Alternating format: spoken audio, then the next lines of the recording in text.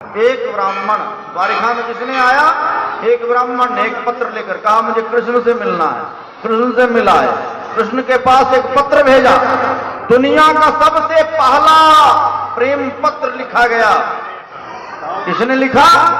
माता रुक्मिणी जी ने। दुनिया में सबसे पहला प्रेम पत्र लिखा गया आज से 5200 वर्ष पहले।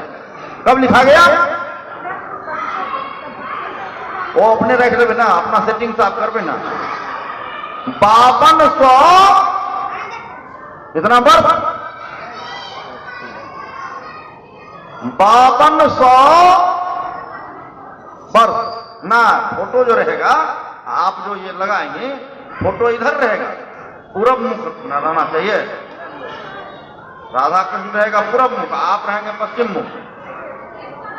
विवाह जो होगा वैसे ना, ठीक है ना?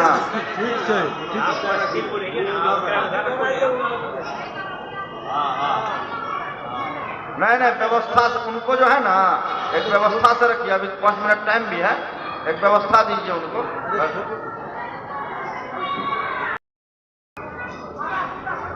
तो वह प्रेम पत्र को जैसे ही भगवान पढ़े तो भीष्मक सुता ने प्रेम पत्र कैसे लिखा? हे कृष्ण, मैंने आपके बारे में सुना, आप कमल नयन हो, आपने बहुत बहुत राक्षसों का वध किया, आपने कंस का वध किया, 64 दिन में 64 विद्या सीख लिए, आपके आंख बहुत अच्छे हैं, सुंदर हैं, कमल नयन है, कान बड़े बड़े हैं, ठोर बड़े पतले हैं, नाक लंबे हैं, माथा चौड़ी है, बड़े बड़े घुंघराले केस हैं, बाजू अति पुष्ट और तीक्ष्ण है, सीना उठी हुई है, आप सिंह के तरह चलते हो, आपके सामने में कोई सूरवीर टिकने वाला नहीं है। मैं आपके बारे में जब सुनी, आपसे प्रेम कर बैठी। मैं भीष्मक सुता हूं, भीष्मक की पुत्री हूं, और मेरी लंबाई यह है जो आपसे फिट बैठती है। मैंने आपके बारे में सुना था, आपके गुणों के बारे में सुना था, और फिर पता चला कि मैं आपके योग्य हूं। योग्य तो पूरी तरह से नहीं कह सकती, लेकिन दासी जरूर हूं, और यदि मुझे दासी समझते हैं तो मुझे लेने के लिए आना। और फिर कहती हैं कि मेरी आंखें ऐसी है, मेरे नाक ऐसे हैं, लंबे नाक हैं, आंख थोड़ी बड़ी है, कान बड़ी है, कुंडल पहनती हूं, बड़े बड़े केस हैं, और अच्छी स्थिति में सौम्य पूर्वक मैं रहती हूं। मेरे दृष्टि कभी किसी पर पुरुष पर नहीं पड़ते, मैं सिर्फ आपको ही भजती हूँ, आपको ही देखती हूँ। हे कृष्णा, हे कान्हा, हे श्याम सुंदर, मैं आपकी ही होकर रह चुकी हूँ। और मेरे भाई चाहते हैं, कथा मेरा सेट हो गया है, विवाह का दिन फाइनल हो गया है, मेरे भाई चाहते हैं कि शिशुपाल से विवाह हो। शिशुपाल जो कि आपका भाई है, और मैं चाहता हूँ शिशुपाल से मेरा विवाह ना हो, मेरा विवाह किससे हो? आपसे मेरा विवाह हो। हे श्याम सुंदर, यदि आप उस दिन कुलदेवी के पूजन के लिए जब मैं घर से निकलूंगी, तब तक यदि आप मुझको लेकर के नहीं निकले, तब तक आप नहीं आए, तो मैं विष पी लूंगी और वहीं प्राण अंत कर लूंगी। यह मैं वचन देती हूं।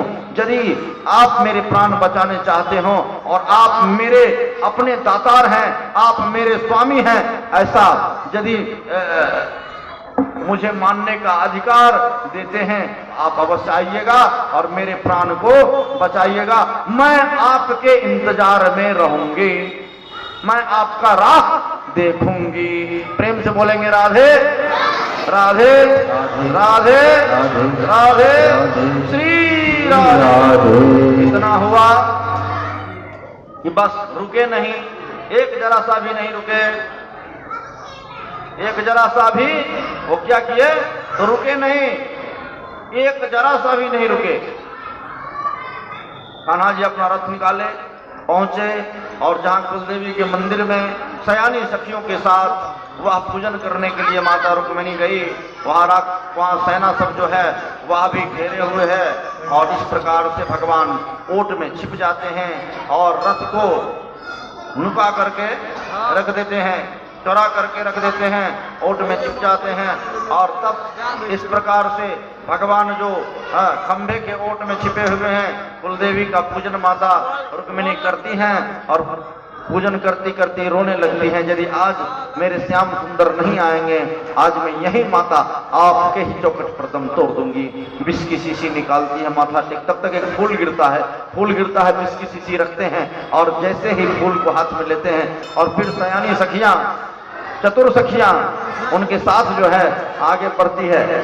तब तक मैं भगवान, जबकि चारों तरफ सैनिक से घिरे हुए हैं, तब तक में भगवान अचानक ही उनके सामने प्रकट होते हैं। भगवान क्या करते हैं? माता रुक्मिणी के सामने में अचानक ही प्रकट हो जाते हैं और जैसे ही अचानक प्रकट हो जाते हैं माता रुक्मिणी के सामने में, माता रुक्मिणी की दृष्टि भगवान को देखते हैं और भगवान की दृष्टि माता रुक्मिणी को देखते हैं।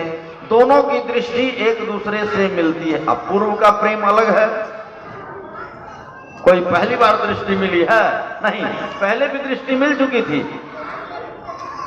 दोनों की दृष्टि मिलती है, दोनों एक दूसरे के हो जाते हैं और दोनों एक दूसरे से प्रेम में, जो पूर्व के प्रेम थे उसमें बंध जाते हैं।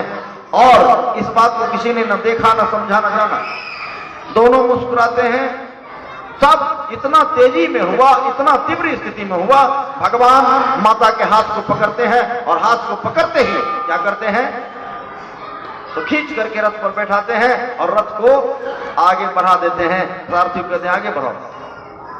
तब कहीं जाकर उस सखियों को होश हुआ कि हमरे बीच में हमारी सखी नहीं है। माता रुक्मिणी ने चिल्लाई, अरे हरण हो गया, रुक्मिणी जी का हरण हो गया, चिल्ला। सैनिक दौड़े, पीछा किया, भगवान के रथ आगे निकलने लगे। रुक्मिणी जी को खबर हुआ। अब रुक्मिणी जी को जैसे खबर हुआ,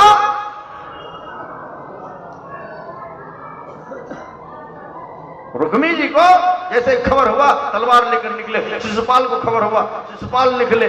बहुत तरह का व्यथा हो गया और व्यथा से क्या होता है, क्रोध बढ़ जाता है।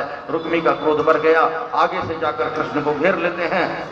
जो भी घेरते हैं कृष्ण उसका राम नाम सत्य कर देते हैं। कौन कर देते हैं राम नाम सत्य?